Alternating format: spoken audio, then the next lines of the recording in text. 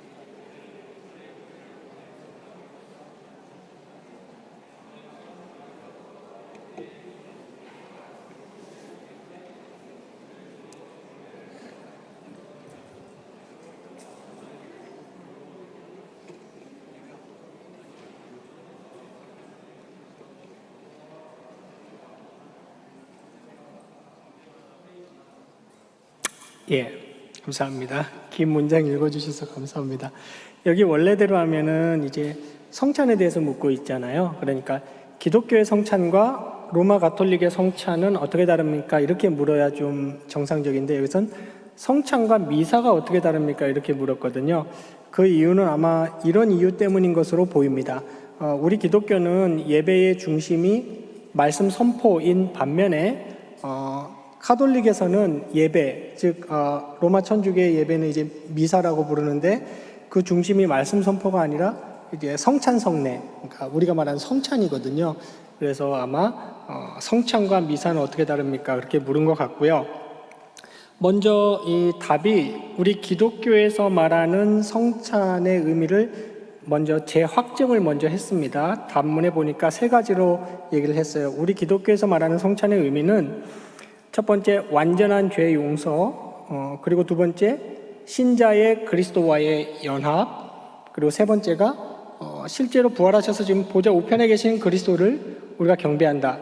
이 세 가지 진리를 성찬을 통해서 우리 기독교는 확증하는 겁니다. 이렇게 얘기를 했는데, 그런 반면 로마 가톨릭에서의 성찬은 하면서 두 가지를 비판하고 있어요. 우리와 다른 차이점을.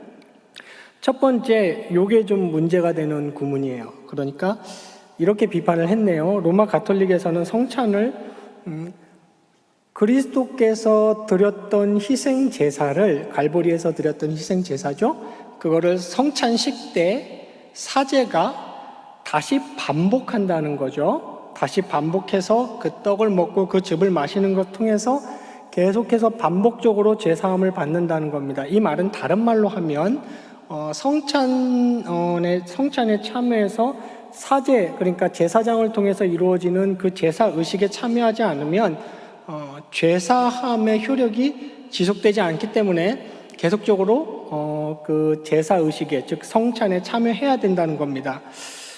그리고 두 번째가 이제 떡과 즙에, 이제 로마 천주교에서는 떡과 즙이 화채설이죠. 실제로 축성, 사제가 이렇게 들고 축성 선포를 하면 그 겉모양은 떡 밀가루로 그대로 있지만 그 본질은 그리스도의 몸으로 변한다 해서 실제로 떡과 즙에 이렇게 경배를 하죠. 경배를 포함합니다. 이 두 가지를 비판했는데, 제가 거기 주보에 이제 자료를 가지고 정리해 놓은 것을 꼭 읽어보시기 바랍니다. 천주교가 구원론을 비롯한 핵심 교리들이 비성경적입니다. 그리고 어떤 것들은 이단적이에요. 그런데 우리가 유의해야 될 것이 있어요. 그들이 비성경적이다, 이단적이다라고 우리가 비판을 가해야 되는데, 비판을 가할 때 그들이 주장하는 명확한 주장의 내용을 가지고, 근거를 가지고 비판을 가해야 됩니다. 이게 굉장히 중요하죠. 다른 말로 이런 거죠. 그들은 이렇게 주장하지도 않았는데 왜 너희는 이렇게 주장하냐 하면서 이렇게 비판을 하면 안 되는 거죠. 대표적인 게 뭐가 있을까요? 이행듣구라는 표현 많이 들어보셨죠? 기독교는 이신듣구, 오직 믿음으로만 구원을 받는 건데 천주교는 이행듣구, 행위로 구원을 받는다고 얘기한다. 왜 그러냐? 이거는 좀 정당한 비판은 아니에요. 왜냐하면 천주교가 이행듣구를 주장한다는 것은 반은 맞고 반은 틀린 말입니다. 천주교는 종교개혁 시대부터 지금의 500년 넘도록 단 한 번도 행위를 가지고 구원받는다고 주장한 적이 없거든요. 그럼 어떻게 주장을 했습니까? 천주교는 믿음으로, 은혜로 구원받는 건 맞다.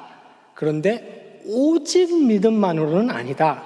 인간의 행위도 들어간다. 이렇게 주장했어요. 그걸 마치 천주교는 행위 가지고만 구원을 받는다고 주장한다. 이렇게 주장하는 것은 반은 맞고 반은 틀린 말이죠. 같은 맥락입니다. 오늘 지금 80문에서 이제 말하고 있는 하이델베르크 교리문답이 로마 천주교의 성찬을 비판하고 있는데 제가 다시 말씀드리지만 로마 천주교의 성찬에 관한 성경 해석은 비성경적이에요. 잘못된 건 확실합니다. 그런데 그들이 주장하는 바른 내용을 가지고 이제 비판을 해야겠죠. 그러니까 여기서는 뭐라 그랬냐면 여기 단문에서는 로마 천주교는 성찬식을 통해서 사제가 다시 매번 제사를 드림을 통해서 죄사함을 매번 다시 얻게 된다. 이런 식으로 비판을 했는데 이제 거기 제가 정리한 주보의 내용을 꼭 읽어보십시오. 이 지금 하이델베르그 80문은 아마 3판 하이델베르그 교리문답 세 번째 증부판 때 수정 끼어 들어간 것이고 이게 아마 언제 끼어 들어갔냐면 로마 천주교의 트렌트 공회가 1562년에 자신들의 성찬에 대한 입장을 발표했을 때 그 직후에 이제 끼어 들어간 것이거든요. 그러니까 그때 1562년에 트렌트 공회가 자신들의 성찬에 대한 로마 천주교의 성찬에 대한 발표한 내용을 자세히 보면 굉장히 애매하게 돼 있어요. 애매하게. 그러니까 이게 무슨 말이야? 이렇게 비판하면 할 수도 있고 아니면 안 할 수도 있고.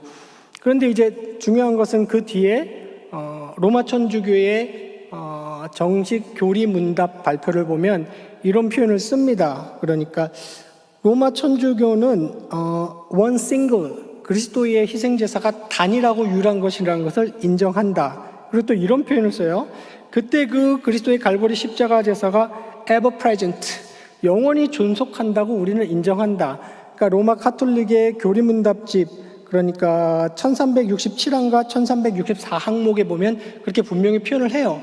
그러니까 우리가 로마 카톨릭의 잘못된 성찬 해석을 비판할 때는 저 사람들은 왜 매번 미사를 통해서 제사함이 반복된다고 얘기를 하지? 이렇게 비판하면 안 돼요. 왜냐하면 좀 그런 말은 그들이 한 적이 없거든요. 근데 분명한 것은 이런 점은 잘못됐습니다. 로마 카톨릭의 미사 행위는 첫 번째로 사제를 통한 제사적 요소가 분명히 있어요. 이게 비성경적이죠. 두 번째 비판 내용이죠. 그러니까 우리가 그리스도의 속죄 공로를 이해할 때 오직 그리스도, 오직 은혜, 오직 믿음이라는 이 성경적 요소 외에 어떤 의식 그리고 인간이 중재가 되는 유일한 중보자인 예수 그리스도 말고 사제라는 어떤 인간 중재자, 어떤 의식, 어떤 방식을 강조하면서 그것을 통하고 그 중재자도 개입이 돼야 어떤 완전한 속죄가 이루어진다는 그런 제사의식적인 개념은 분명히 비성경적입니다. 이거는 마땅히 비판을 받아야 하는 것이고 또 두 번째는 떡과 즙 자체가 실제로 화채, 그리스도의 몸으로 변하기 때문에 축성, 사제가 그 떡과 즙을 들어서 말 그대로 축성하는 겁니다. 목소리로 선포하는 순간 그 본질은 그리스도의 몸으로 변하기 때문에 그들은 그 남은 떡과 잔을 이렇게 옮기면서 이동할 때도 경배를 표하죠. 이렇게 경배를 표하고 어떤 창고 같은 데 놔줄 때도 마찬가지로 실제 그러니까 이러한 의식, 이러한 해석들은 제2계명 같은 것을 명백히 위반하는 거예요. 제2계명의 핵심은 뭡니까? 보이지도 않고 만져지지도 않고 그다음에 어떤 촉감적이고 물리적인 것으로 입증되지 않는, 그러니까 피조체, 존재하는 피조체의 모양이나 형상이나 어떤 막갈이나 빛이나 이런 것도 절대 초월적인 존재인 하나님을 일절 나타내지 말아라 이렇게 얘기했는데 이미 그렇게 나타내고 있는 거예요. 조물주이고 창조자인 그 존재를, 하나님을 피조체의 그 어떤 형상으로 만들어버리지 말아라고 이계명에서 얘기했는데 그것을 이미 한 거죠. 이 두 가지 요소는 로마 천주교와 우리 기독교가 성찬에 대한 해석에서 다른 것이 분명하고요. 다시 말씀드리지만 로마 천주교의 이런 성찬에 대한 해석과 다른 교리들은 분명히 비성경적이고 심지어 이단적인 요소들이 굉장히 다분합니다. 그러나 우리가 로마 천주교를 비판할 때는 좀 정교하게 정확히 비판할 필요가 있겠습니다. 그래서 유일하게 요 8신문은 미국도 그렇고 한국도 그렇고 개혁주의 서클, 개혁주의 진영 안에서도 이 8신문 단문에 대한 해석을 놓고 좀 의견이 좀 분분합니다. 그래서 우리가 제가 좀 짧은 페이지 안에 간략히 설명을 해놨는데 한번 면밀히 읽어보시고 구역원들하고 같이 나누시면 좋겠습니다.